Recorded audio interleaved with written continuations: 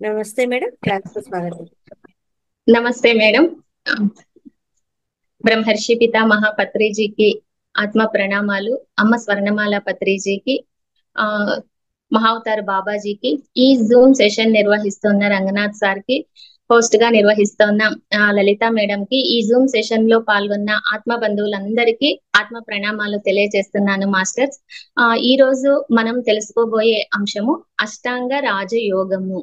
అంటే 8 అంగాలతో కూడుకున్న రాజయోగం అన్నమాట.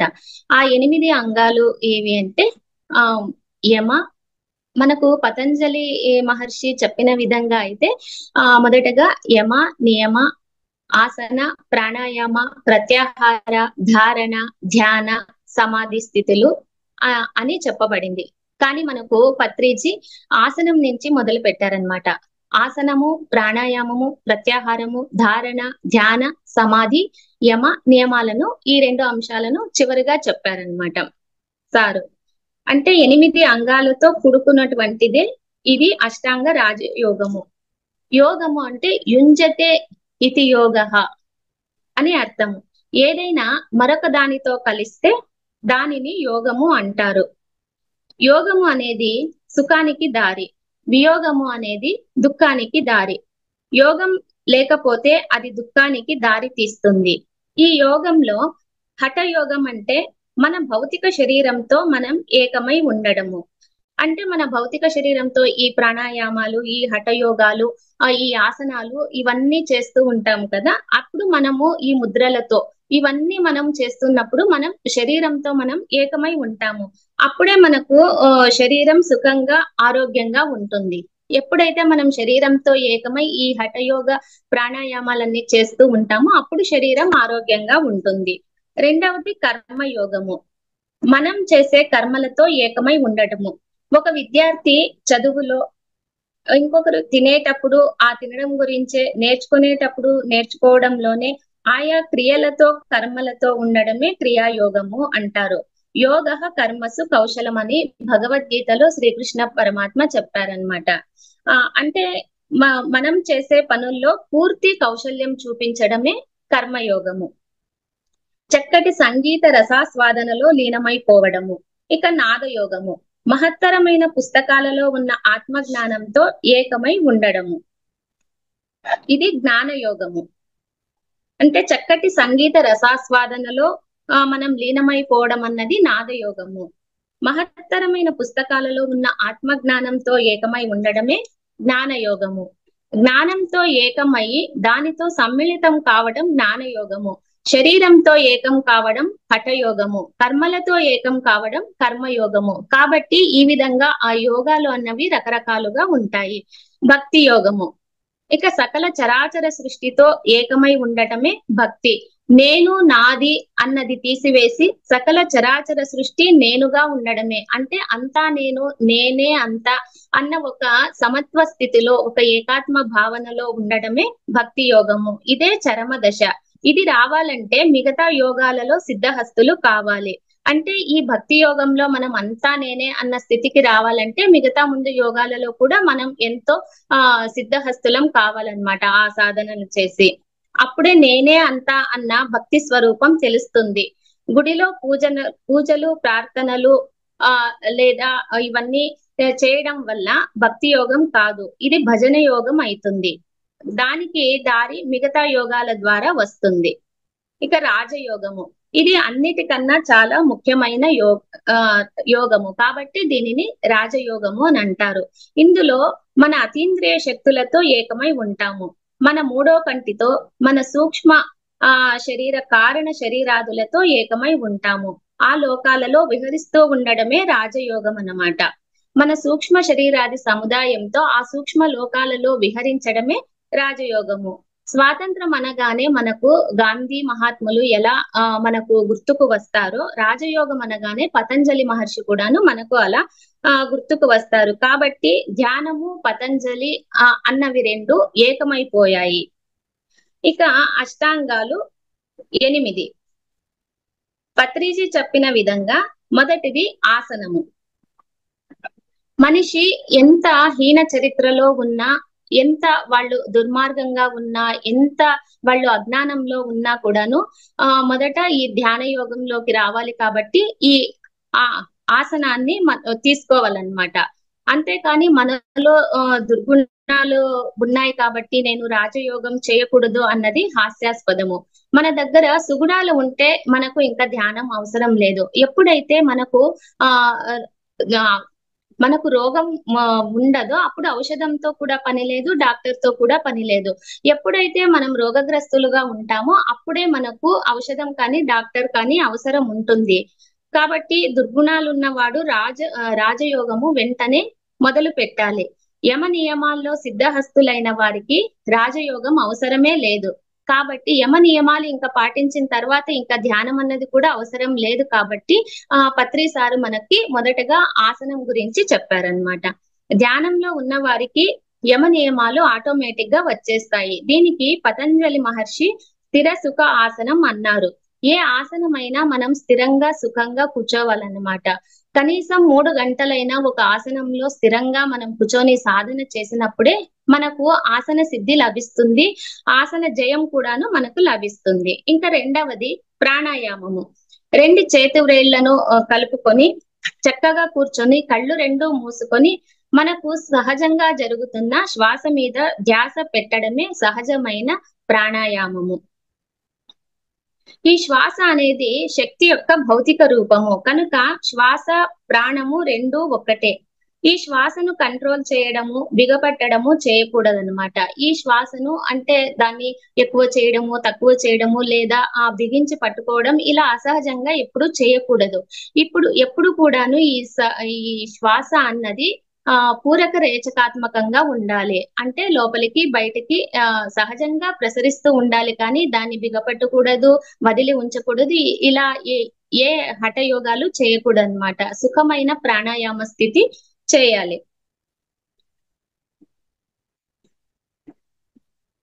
ఇంకా ఏ ఇతర ఆలోచనలు చేయకుండా సంపూర్ణంగా శ్వాస మీద ధ్యాస పెట్టాలి. దీనినే సుఖమయ ప్రాణాయామము అంటారు. ఇందులో కుంభకం అనేది ఉండదు, కేవలం పూరక రేచకం ఉంటుంది. దీనినే బుద్ధుడు ఆనాపానసతి పత్రిసారు శ్వాస మీద ధ్యాస అని మనకు తెలియజేశారు. ఇక మూడవది ప్రత్యాహారము. ప్రత్యాహారం అంటే ప్రతి ప్లస్ ఆహారము. అంటే మనం ఆహారం తీసుకోవడం, ఈ నోటి ద్వారా ఆహారాన్ని తీసుకుంటాం అన్నమాట. కానీ ప్రత్యాహారం అంటే వేరే ఆహారము. ఎప్పుడైతే మనం శ్వాస మీద ధ్యాస పెట్టి ఆలోచన రహిత స్థితికి చేరుకుంటామో మన బ్రహ్మరంధ్రం ద్వారా మన శరీరంలోకి విశ్వమయ ప్రాణశక్తి అంటే కాస్మిక్ ఎనర్జీ మనకు ఆహారంగా లభిస్తుంది. దీనినే ప్రత్యాహారము అని అంటారు. బయటకు వెళ్లే ఇంద్రియాలను లోపలికి మళ్లించడం అన్నమాట.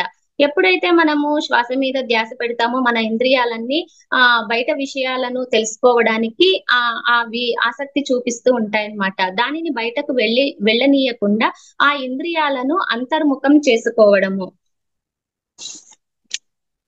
జ్ఞానేంద్రియాల నుంచి ప్రాపంచిక విషయ ఆహారము జ్ఞాన సంకేతాలను అందుకుంటాము.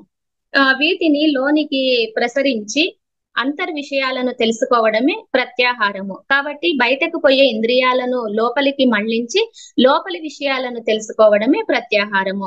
శ్వాస మీద ధ్యాస పెట్టి ఈ ప్రాపంచిక విషయాలు పోయి మానసిక నిర్విషయం వచ్చినప్పుడు లోపలి విషయాలు చూడగలుగుతామన్నమాట. ఎప్పుడైతే మన మనసు ఖాళీ అవుతుందో అప్పుడే మనం లోపలి విషయాలను మన 3వ కంటి ద్వారా చక్కగా దర్శించగలుగుతాము. దీనినే ప్రత్యాహారము అంటారు. రకరకాల అనుభవాలు వస్తాయి. అంటే ఎన్నో అనుభవాలు వస్తాయన్నమాట. కొన్ని కలర్స్ కనిపించడం, కొన్ని దృశ్యాలు కనిపించడం, ఏదో ఒక టన్నల్లోకి మనం వెళ్ళిపోవడం, ఇలా ఒక్కొక్కరికి ఒక్కొక్క రకంగా అనుభవాలు వస్తూ ఉంటాయి. ఆడవారికి తొందరగా వస్తూ ఉంటాయి, మగవారికి కొంత నిదానంగా వస్తాయి. ఎందుకంటే మగవారిలో కొంచెం ప్రాపంచికమైన ఒక దుమ్ము అనే అజ్ఞానము ఎక్కువగా ఉంటుంది. ఆడవారు ఏదైనా త్వరగా నమ్ముతారు, వారు సహజ స్థితిలో కొంతవరకు ఉంటారు కాబట్టి వాళ్ళకి తొందరగా ఈ అనుభవాలు అన్నవి వస్తాయి. సాధన ఎక్కువగా చేయాలి కాబట్టి మగవారు ఈ ప్రాపంచికమైన అజ్ఞానాన్ని తొలగించుకోవడానికి వారు సాధన ఆడవారి కన్నా ఎక్కువ చేయాలి. శ్రద్ధ ఎక్కువైతే ప్రత్యాహార స్థితికి తొందరగా చేరుకుంటాము.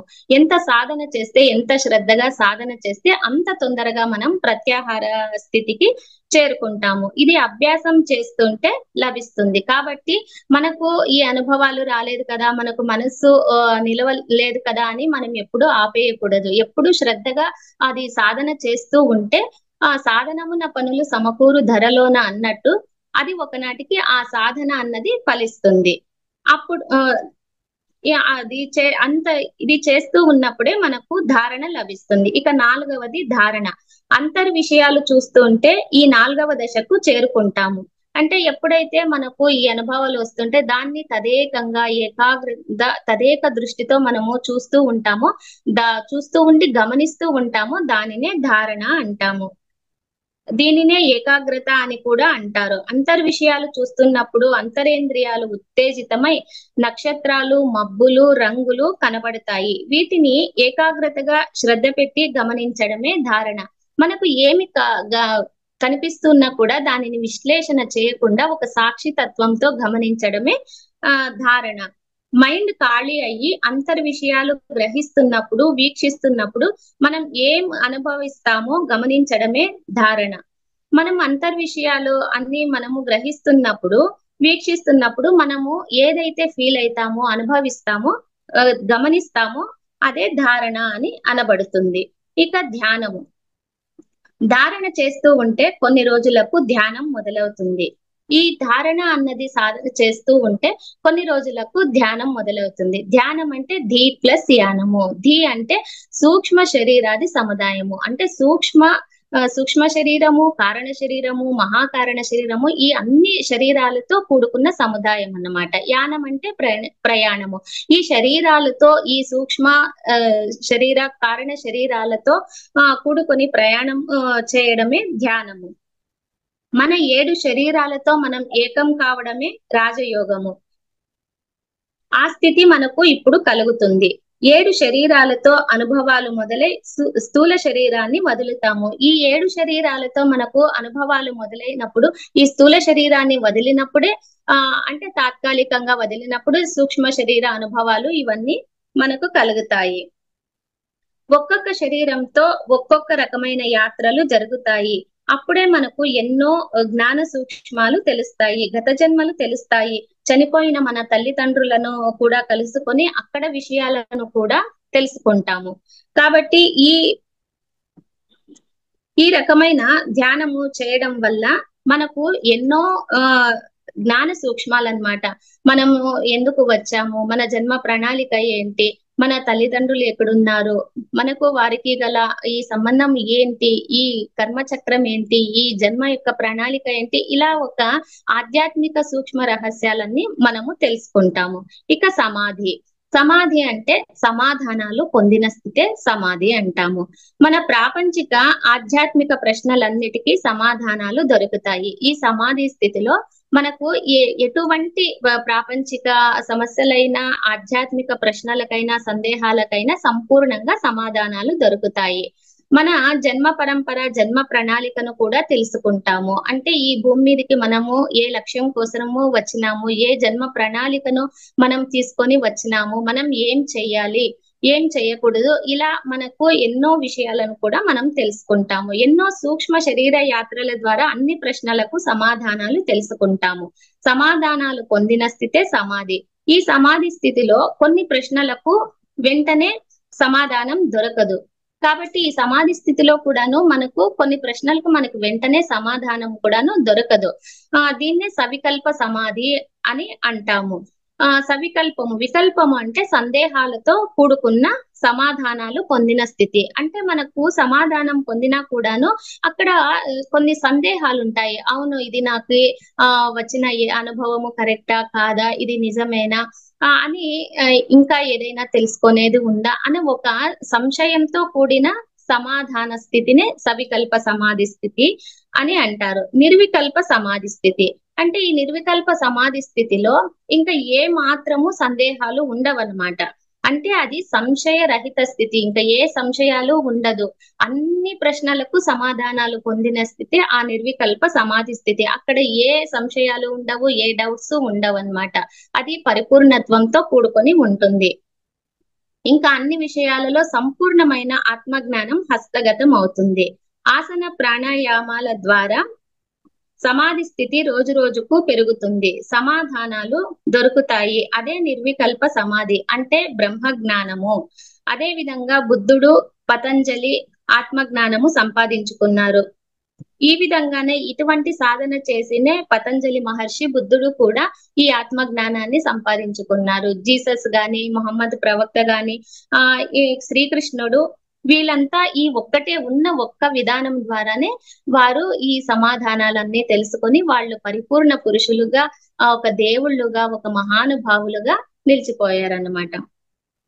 ఇక త్యాగరాజ స్వామి కూడా ఒక కీర్తనలో అన్ని నీవనుచు అంతరంగమున తిన్నగా వెతికి తెలుసుకొంటినయ్యా అని చెప్పారనమాట. అంటే అంతా నువ్వే, నేనే అంతా. అంతరంగమున ఆ తిన్నగా వెతకడమే ఈ రాజయోగము అనబడే మన శ్వాస మీద ధ్యాస ద్వారా తెలుసుకోవడం అన్నమాట. కనుక ఇది ఒక్కటే మార్గము, సత్యం ఒక్కటే, మార్గం ఒక్కటే. ఇంకొక కీర్తనలో త్యాగరాజ స్వామి తలపులన్నీ నిలిపి నిమిషమైనా అన్నారు. అంటే తలపులు అంటే ఆలోచనలు. ఈ ఆలోచనలన్నీ నిలిపి ఒక్క నిమిషమైనా ఉంటే చాలు, అదే ఆ బ్రహ్మానంద స్థితి, పరమానంద స్థితి. ఆ స్థితికి అందరూ చేరుకోవాలని కూడా త్యాగరాజ స్వామి చెప్పారనమాట. ఇక పతంజలి మహర్షి ఈ ధ్యానానికి ఇచ్చిన నిర్వచనం ఏంటంటే యోగ చిత్తవృత్తి నిరోధ అన్నారు. యోగం అంటే మన చిత్త వృత్తులను, అంటే చిత్తం చేసే పనులు, ఆలోచనలను నిరోధించడమే యోగము అని పతంజలి మహర్షి మనకు చెప్పారు. ఈ మనస్సు ఖాళీ అయిపోవడమే మొదటి మెట్టు. దానికి సుఖమయ ప్రాణాయామము ఒక్కటే మార్గము. దీని వల్ల అతీంద్రియ శక్తులు లభిస్తాయి. ఈ మనస్సు ఖాళీ అయిపోయేదానికి మనకు ఒకే ఒక అస్త్రము, అదే ఒక వజ్రాయుధం లాంటి ఒక అస్త్రము ఏది అంటే మనకు ఈ శ్వాస మీద ధ్యాస అన్న ధ్యానము. దీనికి సుఖమయ ప్రాణాయామము ఒక్కటే మార్గము. దీని వల్ల అతీంద్రియ శక్తులు లభిస్తాయి. ఈ ఆధ్యాత్మిక విజ్ఞానం లభించినప్పుడే దైనందిన జీవితంలో యమ నియమాలు లభిస్తాయి. ఎప్పుడైతే ఈ ధ్యానం ద్వారా మనకు ఆధ్యాత్మిక జ్ఞానం లభిస్తుందో, ఎలా ఉండాలి, ఎలా ఉండకూడదు, ఎలా జీవించాలి, ఎలా మనం జీవించకూడదు, ప్రతి ప్రాణి పట్ల ఎలా ఉండాలి, మన పరిసరాల పట్ల ఎలా ఉండాలి, మన ప్రకృతి పట్ల ఎలా ఉండాలి అన్న అన్ని విషయాల పట్ల మనకు సమగ్రమైన అవగాహన వస్తుందన్నమాట. అప్పుడే మన జీవితంలో యమ నియమాలు స్టార్ట్ అవుతాయి. కాబట్టి ఫస్ట్ ఆసనము, ప్రాణాయామము, ప్రత్యాహారము, ధారణ, ధ్యాన, సమాధి తర్వాత వచ్చేది యమ నియమాలని మనకు పత్రి సారు చెప్పారనమాట. ఈ యమ అన్న అంశంలో మళ్ళీ 5 అంశాలు ఉన్నాయి. ఇప్పుడు మనకు ఒక వ్యక్తి బాగుంటే కుటుంబం బాగుంటుంది, కుటుంబం బాగుంటే సమాజం బాగుంటుంది, సమాజం బాగుంటే దేశం బాగుంటుంది, ఈ దేశం బాగుంటే ఈ ప్రపంచము, విశ్వం కూడా బాగుంటుంది.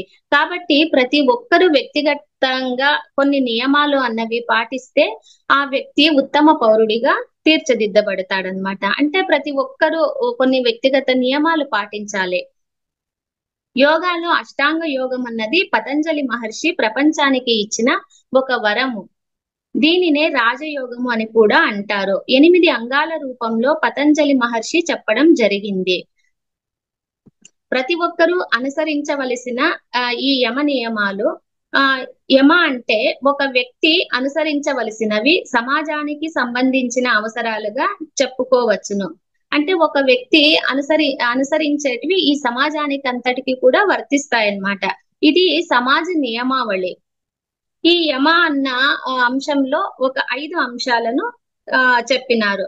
అవి అహింస, సత్యము, అస్తేయము, బ్రహ్మచర్యము, అపరిగ్రహము. మొదటిది అహింస. అహింస అంటే హింస చేయకూడదు, ఏ జీవిని అనవసరంగా మనము హింసించకూడదు అనమాట. ఈ యమాలో మనం చేయకూడనివి ఏదో అవి చెప్పారనమాట. అంటే హింస ఏ జీవిని చంపే హక్కు ఎవరికి లేదు. కాబట్టి దీని వల్ల ఈ హింస అన్నది ఎక్కువ కావడం వల్ల సమాజంలో కొట్లాటలు, గొడవలు అన్నవి జరుగుతాయి, రక్తపాతం జరుగుతుంది. కాబట్టి హింస అన్నది చాలా దారుణంగా ఉంటుంది. ఒక వ్యక్తి ఉత్తమ పౌరునిగా తీర్చిదిద్దబడాలి అంటే హింస చేయకూడదు. అంటే మనకు అహింస అనగానే మనకు మహాత్మా గాంధీ మనకు స్ఫురణకు వస్తారు. మహాత్మా గాంధీ అహింసా మార్గానికి ప్రతిరూపము. ఎందరో మహానుభావులు ఈ మార్గాన్ని అనుసరించారు. కాబట్టి ఎప్పుడైతే మనం అహింసా మార్గాన్ని అవలంబిస్తామో మన హృదయము చాలా పరిపక్వం అవుతుంది, మన మనస్సు చాలా శుద్ధి అవుతుంది, మన అంతరంగం కూడా చాలా శుద్ధి అవుతుంది. కాబట్టి అహింస అన్నది మొట్టమొదటి అంశము యమ అన్న ఒక ప్రక్రియలో. ఇక రెండవది సత్యము. అంటే ఇప్పుడు సత్యమునే పలకాలన్నమాట, అసత్యము పలకూడదు. దీని వల్ల ఎన్నో అనర్థాలు కూడాను జరుగుతాయి. కాబట్టి ఇది కూడా గాంధీజీ యొక్క సిద్ధాంతమే. గాంధీజీ కూడా ఎప్పుడూ సత్యమునే పలకాలి అని కూడాను మనకు ప్రబోధించారు. తను చిన్నప్పుడే సత్య హరిశ్చంద్ర అన్న నాటకాన్ని చూసి అప్పటి నుంచి సత్యాన్ని పలకడము ఆయన జీవితాశయంగా తను పెట్టుకున్నారు. కాబట్టి చివరి వరకు కూడాను తను సత్యంలోనే జీవించారు. అసత్యం వల్ల మోసాలు దోషాలు జరుగుతాయి, విశ్వాసం పోతుంది. ఈ అసత్యం చెప్పడం వల్ల ఎన్నో మోసాలు జరుగుతాయి, ఎన్నో అరాచకాలు జరుగుతాయి. అందరికీ కూడా ఒక నమ్మకం అనేది అందరూ కోల్పోతారు. దీని వల్ల ఎంతో నష్టం జరుగుతుంది మానవులకు. కాబట్టి ప్రతి ఒక్క మానవుడు కూడాను సత్యంలో జీవించాలి. ఇక మూడవది అస్థేయము. అస్థేయం అంటే దొంగతనం అన్నమాట. కాబట్టి ఈ దొంగతనం కూడాను చేయకూడదు. మనము ఏ చేయకూడని పనులనే చెప్పుకున్నాం కదా. కాబట్టి ఇది దొంగతనం కూడాను మనము చేయకూడదు. ఇది చాలా ఘోరమైన అంశము. ఈ లూటీలు, దోపిడీలు, దౌర్జన్యాలు, కబ్జాలు ఇలా కూడా జరుగుతూ ఉంటాయి. ఇలా జరగడం వల్ల సమాజం కూడా ఎంతో అస్తవ్యస్తం అవుతుంది. ప్రజలందరూ భయభ్రాంతులకు గురవుతారనమాట. కాబట్టి ఈ అస్థేయము అన్నది కూడాను, ఈ దొంగతనము అన్నది కూడాను చేయకూడదు. ప్రతి ఒక్కరూ చాలా శ్రద్ధగా హాయిగా ఉండాలి. బ్రహ్మచర్యము అంటే ఏదో పెళ్లి చేసుకోకుండా పిల్లల్ని కనకుండా ఉండడము కాదు. బ్రహ్మచర్యము అంటే బ్రహ్మంలో చరించడం అన్నమాట. ఈ సన్యాసం పుచ్చుకోవడము ఇవన్నీ కాదు. బ్రహ్మంలో చరించడం అంటే పరస్త్రీ పరపురుషులను కూడా మాతా పితృ సమానులుగా చూడాలి. ప్రతి ఒక్కరూ ఈ బ్రహ్మచర్యాన్ని పాటించడం వల్ల ఎంతో పరిశుద్ధమైన ఆ వాతావరణం ఈ ప్రకృతిలో ఉంటుంది. అప్పుడే సమాజంలో ఈ అత్యాచారాలు కానీ, ఈ యాసిడ్ దాడులు కానీ ఏమీ జరగవు. బ్రహ్మచర్యం అనేది శుద్ధమైన మనస్సుతో పాటించాలి. ఇక ఐదవది అపరిగ్రహము. అపరిగ్రహము అంటే మనం వేరొకరి వస్తువుని కానీ, వేరొకరి ఆస్తులు కానీ సొంతం చేసుకోవాలనుకోవడము. అంటే మనది కాని వాటిని, మనకు లేని వాటిని ఇంకొకరి దగ్గర నుంచి మనం పొందాలనుకోవడమే అపరిగ్రహము. అంటే ఈ ఆస్తులు మనకు వస్తే బాగుంటుంది అనే ఒక ఈర్ష్య కలగటము, తర్వాత వేరొకరివన్నీ నాకే సొంతం కావాలనే భావనే అపరిగ్రహము. వీటిని గడ్డిపోచ క్రింద భావించాలి. కాబట్టి వేరొకరి ఆస్తులు అన్ని మనకు సొంతం కావాలని భావించకుండా వాటిని గడ్డిపోచతో సమానంగా భావించి మనం కష్టపడి ఏదైతే సంపాదించుకుంటామో అదే మనకు శాశ్వతమైన సుఖాన్ని, శాశ్వతమైన సంతోషాన్ని, ఆనందాన్ని ఇస్తుంది. ఇక నియమాలు అంటే ఇవి ఒక వ్యక్తి పాటించవలసినవి. అప్పుడు యమలో అయితే ఏవి చేయకూడదో చెప్పినారు. నియమాలైతే మనం ఏవి పాటించాలో అవి పొందుపరచబడినవన్నమాట. ఇక నియమాల్లో శౌచము, సంతోషము, తపస్సు, స్వాధ్యాయము, ఈశ్వర ప్రణిధానము అన్న 5 అంశాల గురించి మనకు వివరించారు. శౌచము అంటే శుచి, శుభ్రత. అంటే ఈ శారీరకమైన శుభ్రత అంటే శరీరానికి 2 పూటల స్నానం చేయడము, ఈ మంచి బట్టలు ధరించడము, ఇలానే కాకుండా మనము మానసికంగా, ఆత్మపరంగా కూడాను శుద్ధిగా ఉండడం అన్నమాట. ఈ పరిసరాల శుభ్రతతో పాటు ఈ పర్యావరణ శుద్ధితో పాటు మన మనస్సును శుద్ధి చేసుకోవాలి. దీని వల్ల చక్కటి ఆలోచనల ద్వారా చక్కటి కర్మలు చేస్తాము. సమాజంలో అంతా సవ్యంగా జరుగుతుంది. భావాలు మంచిగా ఉండాలి. మనసులోని మలినాలను తొలగించుకోవాలి.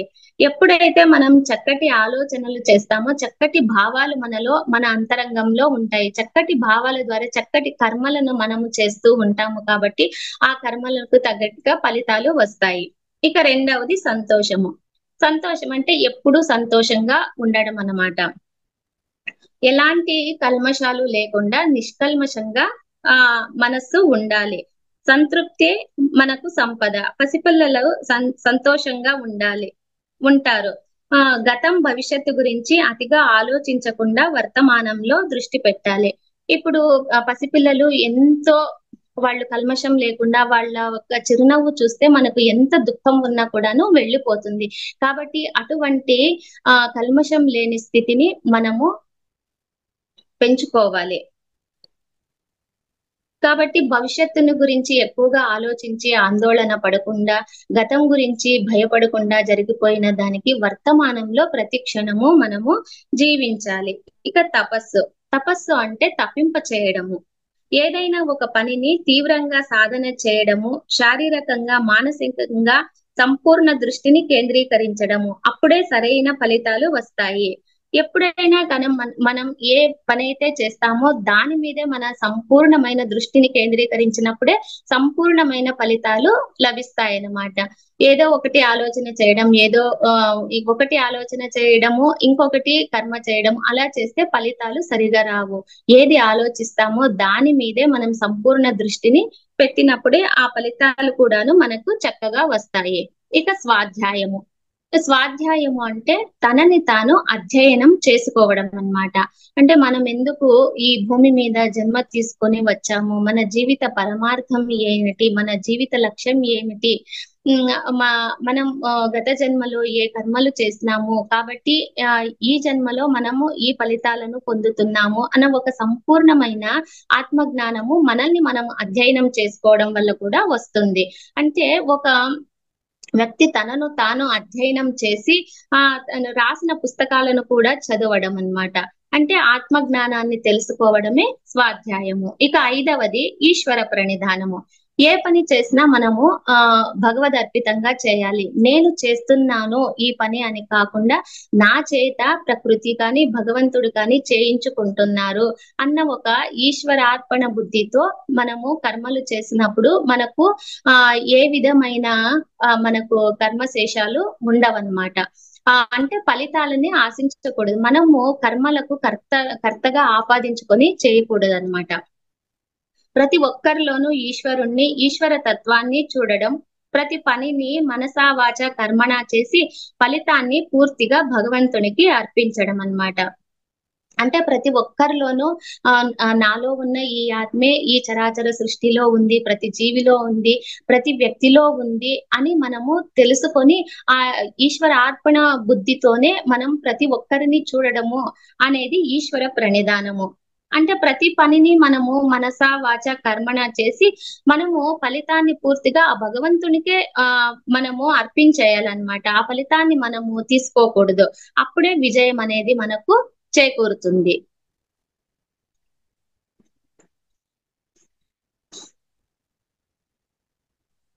కాబట్టి ఇవన్నీ ఈ అష్టాంగ రాజయోగ మార్గం ద్వారా మనము ఈ తెలుసుకున్నాము.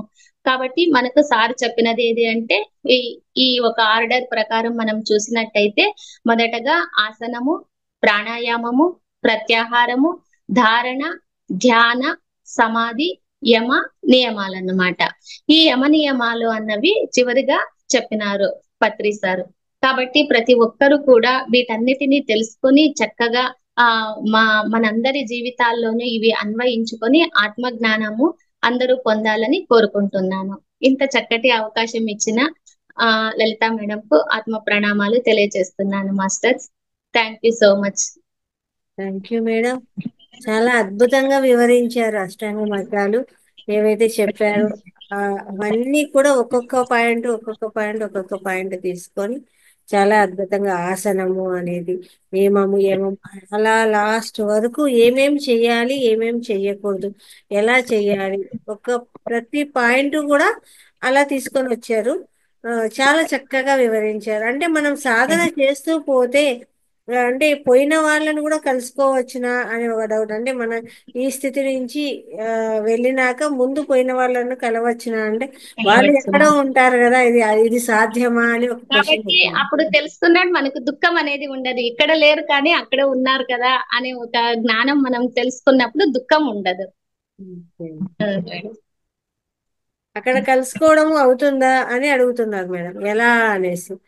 ఆ అంటే ఆ, సాధన వల్ల అది అంటే జరుగుతుంది అని. మనము ఎంత ఎంత సాధన మనము చేస్తూ ఉంటే మన సూక్ష్మ శరీరం రిలీజ్ అయ్యి వాళ్ళు ఉన్న లోకాలకు ఆ సూక్ష్మ శరీరం వెళ్తుంది కాబట్టి అక్కడ ఉన్న సమాచారాన్ని కూడాను మనం తెలుసుకుంటాము.